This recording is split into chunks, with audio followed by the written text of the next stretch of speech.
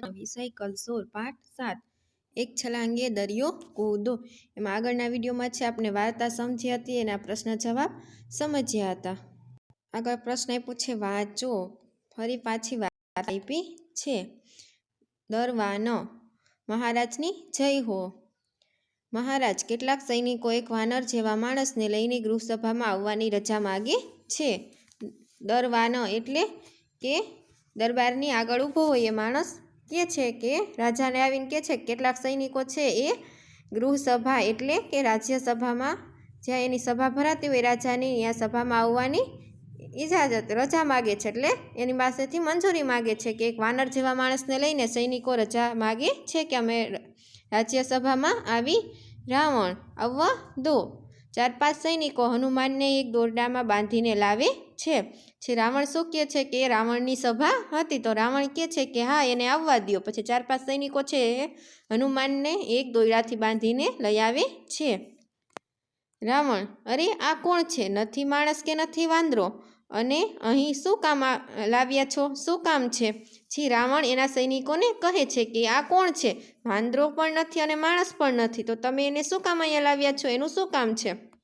હનુમાન, હું વાનર છું। વા એટલે થોડું અને નર એટલે મનુષ્ય, હું થોડો મનુષ્ય જેવો છું। પછી હનુમાન શું કહે છે કે હું વાનર છું। હું વા એટલે થોડું અને નર એટલે મનુષ્ય, હું થોડો મનુષ્ય જેવો વાંદરો છું। સૈનિક, મહારાજ આ બહુ તોફાની છે, એ આપણને મળવાની જીદ કરતો હતો, એ તો દરિયો પારથી આવ્યો છે એમ કહે છે। પછી સૈનિક શું કહે છે રાવણને કે મહારાજ આ ખૂબ તોફાની છે અને તમને મળવાની જીદ કરે છે, એ દરિયો પાર કરીને આવ્યો છે। રાવણ, બોલ વાનર શું કામ છે? પછી રાવણ હનુમાનને પૂછે છે કે તારે શું કામ છે?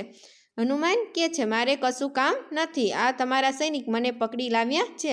પછી હનુમાન છે એ રાવણને કહે છે કે મારે કશું કામ નથી, મારે અહીં કાંઈ કામ નથી, પણ તમારા સૈનિકો છે એ મને ઉપાડીને લઈ આવ્યા છે। સૈનિક, મહારાજ આ માણસે આખી અશોક વાટિકા ખેદાન મેદાન કરી નાખી છે, બધા ઝાડ પરથી ફળ ખાઈ ગયો। પછી સૈનિક શું કહે છે કે મહારાજ, એટલે રાવણને કહે છે કે આ માણસ છે આખી અશોક વાટિકા છે એ ખેદાન મેદાન કરી નાખી છે, એટલે આખી ખરાબ કરી નાખી છે, બધા ઝાડ પરથી ફળ ખાઈ ગયો છે। એટલું જ નહીં, કેટલાક ઝાડ પણ મૂળથી ઉપાડી નાખ્યા છે, બધા ફળ ખાઈ ગયો, એટલું જ તોફાન નથી કર્યું, પણ કેટલાક ઝાડ છે એ મૂળમાંથી જ ઉપાડી નાખ્યા છે। હનુમાન, એ તો બધા સુકાઈ ઝાડ હતા। હનુમાન શું કહે છે કે એ તો બધા સુકાઈ ગયેલા ઝાડ હતા। રાવણ, અરે મૂર્ખ વાનર, વચ્ચે ન બોલ, હવે કહે તે શા માટે તોફાન કર્યું? તું દરિયા પારથી આવ્યો છે એ વાત સાચી છે? હનુમાન કહે છે કે મૂર્ખ વાનર તને કંઈ ખબર પડે છે કે તું વચ્ચે શા માટે બોલ્યો? પછી પાછો ફરીથી રાવણ હનુમાનને કહે છે કે હવે તું બોલ, તે આવું તોફાન શા માટે કર્યું અને તું દરિયા પારથી શા આવ્યો છે એ વાત સાચી છે? હનુમાન કહે છે કે હા, હનુમાન છે એની વાત માની લે છે કે હા હું દરિયા પારથી આવ્યો છું અને મેં આ તોફાન કર્યું એ વાત સાચી છે। રાવણ, પણ આવડો મોટો દરિયો ઓળંગીને કોઈ કઈ રીતે લંકામાં પ્રવેશ કરી શકે? પછી રાવણ કહે છે કે આવડો મોટો દરિયો છે, આખો દરિયો પાર કરીને કોઈ લંકામાં કઈ રીતે આવી શકે? હનુમાન, જુઓ મહારાજ, એ જાણવું હોય તો મને તમારા મંત્રીઓ બેઠા છે એવા આસન પર બેસાડો, પછી કહું। પછી હનુમાન કહે છે કે જો તમારે એ જાણવું હોય કે હું દરિયો પાર કઈ રીતે કરીને આવ્યો છું, એ જાણવું હોય તો તમારા મંત્રીઓ બેઠા છે એવા જ આસન ઉપર મને બેસાડો, પછી હું કહીશ। રાવણ, તું એક તુચ્છ વાનર લંકાની રાજસભામાં આસન પર બેસીશ? પછી રાવણ શું કહે છે કે તું એક તુચ્છ વાનર છો, તું એક વાનર છો, કઈ વાનર થોડીક લંકાની રાજસભામાં બેસી શકે? હનુમાન, ના, હું પ્રભુ શ્રીરામનો સેવક છું, રામદૂત તરીકે આપની સામે ઉપસ્થિત છું, અત્યારે આપનો મહેમાન છું, એટલે આસન તો આપવું જ પડે। રામનું નામ સાંભળી રાવણ વધુ ગુસ્સે થયો। પછી હનુમાન શું કહે છે કે હું એક વાનર છું, એ વાત સાચી છે, પણ એમ કહે છે કે ના, અત્યારે હું એક વાનર થઈને નથી આવ્યો, પ્રભુ શ્રીરામના એક દૂત તરીકે આવ્યો છું, એનો સંદેશો લઈને આવ્યો છું, એટલે તમારા દરબારમાં હું મહેમાન કહેવાય, તો મહેમાનને તો આસન આપવું જ પડે। પછી રામનું નામ સાંભળીને રાવણ છે એ ખૂબ ગુસ્સે થઈ જાય છે। રાવણ, સૈનિકો આ વાનરને હમણાં જ જેલમાં પૂરો। પછી રાવણ છે તેના સૈનિકોને આદેશ આપે છે કે આ વાનરને હનુમાનને હમણાં જ જેલમાં પૂરી દો।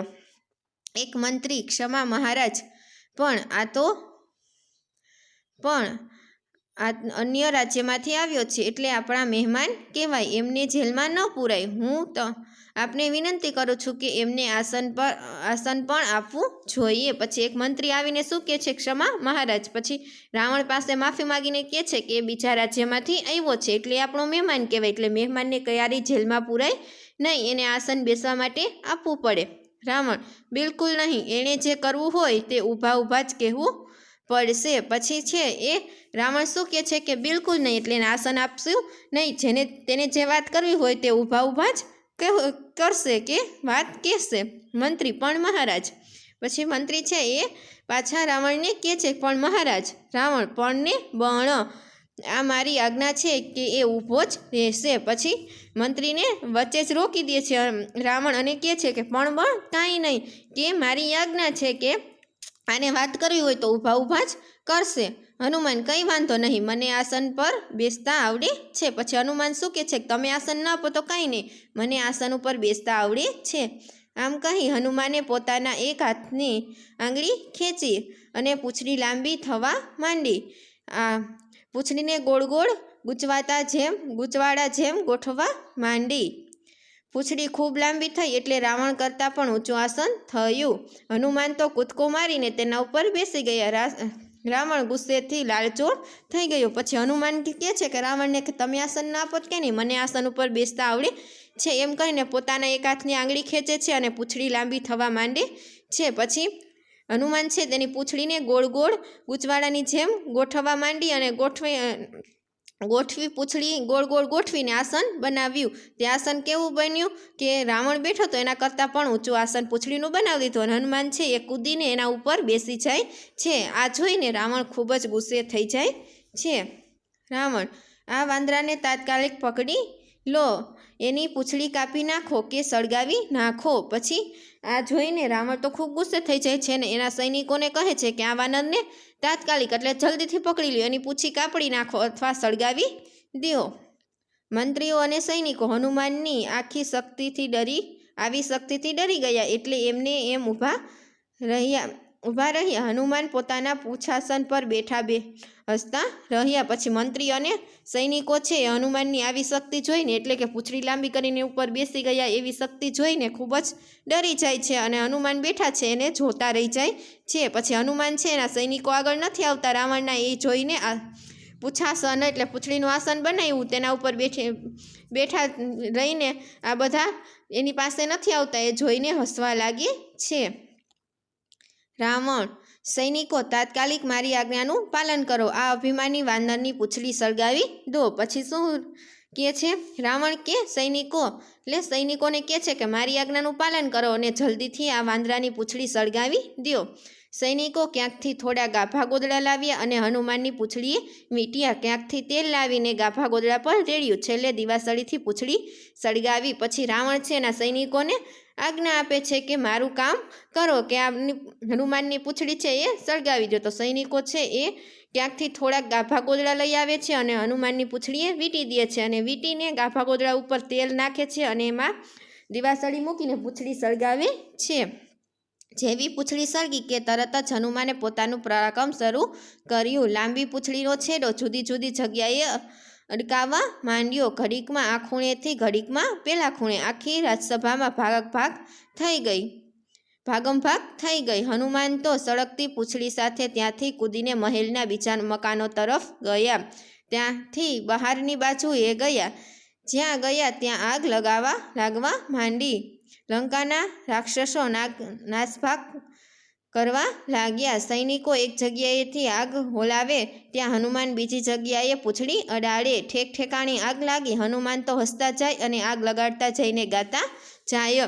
પછી છે જેવી હનુમાનની પૂંછડીમાં આગ લાગે છે, હનુમાનની પૂંછડી સળગે છે એટલે હનુમાન તેનું પરાક્રમ એટલે એની શક્તિ દેખાડવા માંડે છે. તે પૂંછડી છે એ લાંબી પૂંછડીનો એક છેડો એક જગ્યાએ અડાડે, ત્યાંથી બીજી જગ્યાએ અડાડે, એવી રીતના આ ખૂણેથી ઓલા ખૂણે પેલા ખૂણા સુધી અડાડે છે ને બધી જગ્યાએ આગ લગાવવા માંડે છે. તો રાજસભામાં એટલે ત્યાં રાવણની સભા હતી, ત્યાંથી બધા દોડવા માંડે છે. હનુમાન સળગતી પૂંછડીએ પછી મહેલની બારે આવી જાય છે અને બીજા મકાનો પર પણ આગ લગાવવા લાગે છે. આ જોઈને લંકામાં રહેતા રાક્ષસો છે એ નાસભાગ કરવા લાગ્યા, એટલે ત્યાંથી દૂર ભાગવા લાગ્યા. સૈનિકો છે એ એક જગ્યાએ આગ ઓલાવે એટલે બુઝાવે ત્યાં બીજી જગ્યાએ હનુમાને આગ લગાવી જ દીધી હોય. પછી ઠેક ઠેકાણે એટલે દરેક જગ્યાએ આગ જ જોવા મળતી હતી અને હનુમાન છે એ હસતા હતા અને ગાતા હતા.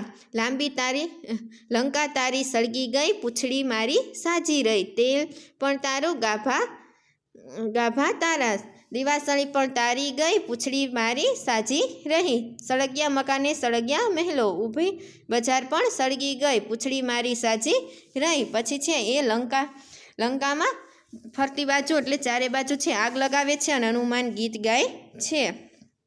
પછી એની નીચે પ્રશ્ન આપ્યા છે કે વાક્યો સાચા છે કે ખોટા તે કહો, સાચું અથવા ખોટું કરો. નીચેના વાક્ય આપ્યા છે એ સાચા હોય તો તેની સામે સાચાની નિશાની કરવાની અને ખોટું હોય તો ખોટાની નિશાની કરવાની છે. એમાં પેલું છે રાવણના મંત્રી ઈચ્છતા કે હનુમાનને સન્માન મળે, તો આ વાક્ય સાચું છે કે રાવણનો મંત્રી ઈચ્છતો હતો કે હનુમાનને સન્માન મળે, આસન આપે, તો આ વાક્ય સાચું છે, તો રાઈટની નિશાની કરવાની. બીજું છે રાવણ વધુ ગુસ્સે થયો કારણ કે હનુમાન રાવણ કરતાં ઊંચા આસને બેઠા, તો આ વાક્ય ખોટું છે કે આસન ઉપર બેઠા એટલા માટે ગુસ્સે થયા હતા, ઊંચા આસને બેઠા એટલે ગુસ્સે થયા ન હતા, એટલે બીજું વાક્ય ખોટું. પછી ત્રીજું છે હનુમાને ગૃહસભામાં મંત્રીઓ જેવી બેઠક વ્યવસ્થા માગી, તો આ વાક્ય સાચું છે. ચોથું હનુમાન પોતાની મરજીથી લંકામાં સભાગૃહમાં ગયા, આ વાક્ય ખોટું છે, સૈનિકો પકડીને લઈ ગયા હતા હનુમાનજીને. પાંચમું છે રાવણે બીજા રાજ્યમાંથી આવનાર મહેમાનોનું માન જાળવ્યું, તો આ વાક્ય ખોટું છે. રાવણે હનુમાનને બેસવાની પણ આસન આપ્યું ન હતું, તેનું માન જાળવ્યું ન હતું, એટલે આ વાક્ય ખોટું.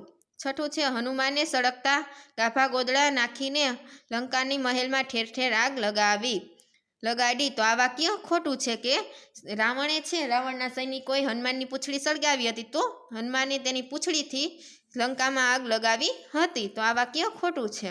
સાતમું પૂંછડીને લીધે હનુમાનનું આસન ઊંચા પીપળા જેવું બની ગયું, તો આ વાક્ય સાચું છે કે કેમ કે પૂંછડીના લીધે તેનું આસન ઊંચું બન્યું હતું.